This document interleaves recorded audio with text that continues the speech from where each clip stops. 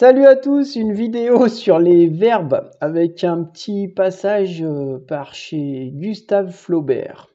Alors j'avais mis en préambule sur ma page Facebook le texte pour que vous en preniez connaissance.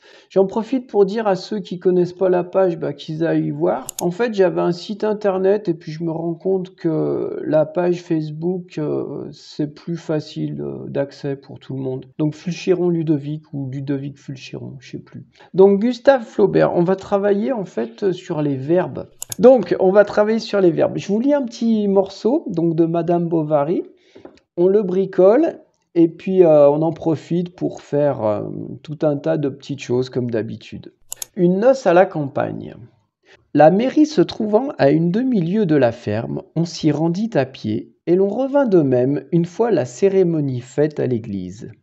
Le cortège, d'abord uni comme une seule écharpe de couleur, qui ondulait dans la campagne le long de l'étroit sentier serpentant entre les blés verts, s'allongea bientôt et se coupa en groupes différents qui s'attardaient à causer.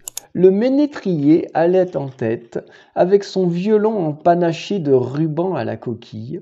Les mariés venaient ensuite, les parents, les amis tout au hasard, et les enfants restaient derrière, s'amusant à arracher les clochettes des brins d'avoine ou à se jouer entre eux sans qu'on les vît. La robe d'Emma, trop longue, traînait un peu par le bas. De temps à autre, elle s'arrêtait pour la tirer, et alors délicatement, de ses doigts gantés, elle enlevait les herbes rudes avec les petits dards des chardons, pendant que Charles, les mains vides, attendait qu'elle eût fini. Ça, c'est le texte. Alors, on va se concentrer sur le passage. Ouais, je reviens vite fait parce que je sais pas si j'y reviendrai après. Pendant que Charles, les mains vides, attendait qu'elle eût fini. Les mains vides, je vois pas l'intérêt. On se dit pourquoi. Donc ça m'a pas plu. Puis j'ai pas trop aimé non plus le passage où les gamins ils font n'importe quoi dans les mariages. Ça, c'est n'importe quoi. Ils courent dans tous les sens. C'est inadmissible. Alors que les adultes, ils sont beaucoup plus calmes. À 4 heures du matin, quand les enfants dorment, faut voir le résultat. Bon alors, un peu de sérieux. 1, 2, 3, 4, 5, 6 verbes. C'est une phrase et il y a 6 verbes. Alors, j'ai buté sur groupes différents parce que pour moi, on dit différents groupes. Lui, il marque groupes différents. Bon. Des fois, on a l'habitude, en fait, comme Rox et Rookie, on dit pas Rookie et Rox. Starkey, tu en avais déjà parlé de ça. Donc, on voit qu'il a utilisé 5 ou 6 verbes, ondulait, serpentant, s'allongea, se coupa, s'attardait, causait. Donc, c'est très riche, en fait. Alors, j'ai bricolé le truc un peu à ma sauce. Le cortège d'abord uni et qui ondulait dans la campagne comme une écharpe de couleur le long de l'étroit sentier, serpentant entre les blés verts, s'allongea bientôt, puis s'éparpilla en différents groupes qui s'attardèrent pour causer. Alors je vous mets les deux l'un au-dessus de l'autre. Donc Flaubert il est au-dessus, normal, hein. Moi je suis tout en dessous. Ouais, en fait, donc lui, comment il a ponctué, en fait, c'est le long de l'étroit sentier serpentant entre les blés verts, c'est en fait le sentier qui serpente. Et moi, comme j'ai ponctué, c'est le cortège qui serpente. Du coup, tous les verbes se rapportent au même sujet. J'ai préféré faire comme ça. Et ensuite, c'est une phrase qui est assez longue et il termine par un bloc court, en fait, qui s'attardait à causer. Et moi, je termine par un bloc plus long. Généralement, pour l'harmonie, c'est mieux de terminer par un bloc plus long.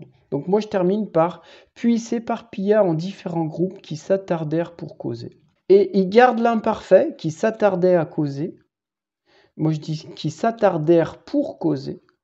Alors, à causer, pour causer. Des fois, il y a des formulations qui vieillissent. Et puis, il y en a qui sont mieux pour l'oreille. J'ai changé de temps, j'ai utilisé le passé simple. Et c'est vrai qu'il s'attarde plus chez Flaubert. Il s'attardait à causer. Alors que moi, il s'attarde un petit peu moins parce que c'est du passé simple. Voilà. C'est une petite nuance, mais c'est vrai que dans sa formulation, il s'attarde plus.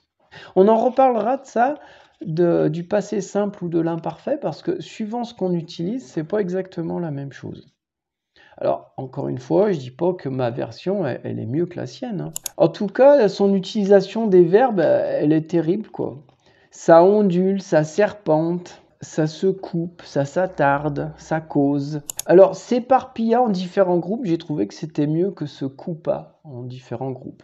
Alors, Flaubert, c'est quelqu'un qui travaillait énormément ses textes, hein. Il a dû tourner 1000 fois la phrase. Alors, donc, les verbes. Donc ça, c'est les 20 verbes les plus érodés, les plus défraîchis de la littérature. Alors, être, avoir, faire, dire, aller, voir, pouvoir, savoir, venir, devoir, ça, c'est des verbes qu'on utilise très souvent. Penser, prendre, mettre, parler, sentir, croire, rester, attendre, marcher et écrire. Verbes qui sont très usités. Est-ce qu'il faut les bannir? Pas du tout. Il faut juste de temps en temps pouvoir s'en passer, changer, utiliser parfois un verbe qui est plus parlant, qui est plus précis en fait. Ah ouais, la phrase qui tue. Regardez, j'ai utilisé donc les 10 premiers là, je les ai utilisés dans une seule phrase. La phrase qui tue, ça s'appelle. Il était venu me faire dire d'aller voir si je pouvais savoir qui il devait y avoir. Ça ne veut pas dire grand-chose, mais il y a 10 verbes qui sont pas jolis. Je vous la relis. Il était venu me faire dire d'aller voir si je pouvais savoir qui il devait y avoir. C'est important de les avoir en tête, ces verbes courants, parce qu'il faut savoir que c'est des pièges et qu'il faut pouvoir s'en passer quand on écrit, quand on recherche un petit peu la littérature, d'accord? Alors, faut pas que ça soit au détriment de la clarté, bien sûr. Si le verbe le plus précis, c'est le verbe courant, on le met, il n'y a pas de souci. Alors, l'art du juste verbe. Pour le verbe sentir, par exemple, je vous ai mis quelques synonymes, bien sûr, il y en a d'autres. Quand on est dans son texte et puis qu'on voit qu'on a utilisé sentir, par exemple, on pourrait se dire, tiens, est-ce que discerner, est-ce que détecter, observer, pressentir, est-ce que ça serait pas plus précis, plus sympa? Est-ce que aussi ça ne sonne pas mieux? Est-ce que dans la phrase que j'ai utilisée, est-ce que palper, c'est pas plus sympa au niveau du son et de la précision? Parfois, on va privilégier l'euphonie, le rythme et l'harmonie à la clarté ou la concision. Alors à la clarté peut-être pas, mais à la concision, ouais. Des fois, on peut se répéter, donc être moins concis, faire un peu une amplification simplement pour l'harmonie. Là, je vous ai mis marcher, avancer, déambuler, cheminer, progresser, se déplacer. Suivant la situation. Alors bien sûr que quand on cherche, c'est pour ça que j'ai mis aller en rouge, quand on cherche en fait les synonymes de marcher, on va retomber sur aller. Après, ça peut être la bonne solution, mais il faut pas, en voulant chercher un synonyme, retomber sur un verbe terne. Donc, faut être attentif. Alors, bah, j'ai fini. Ah ouais. Eh ben, on a fait le tour. Ah oui, eh ben, on a fait le tour.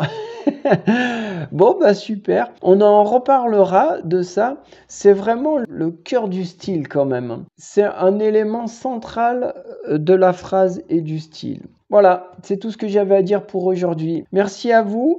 Ah si, je voulais vous dire un petit truc aussi.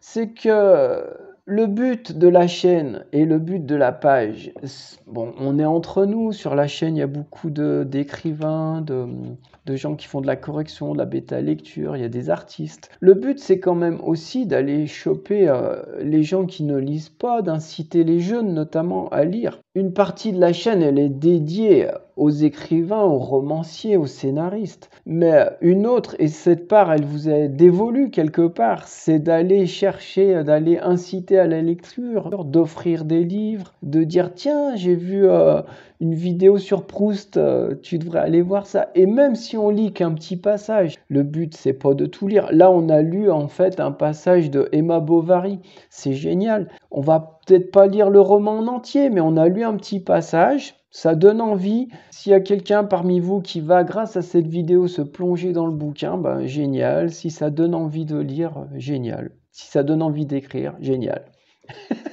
Tout est génial. Bon, allez, bisous à tous, merci, à bientôt. Bougez, lisez, à plus, ciao.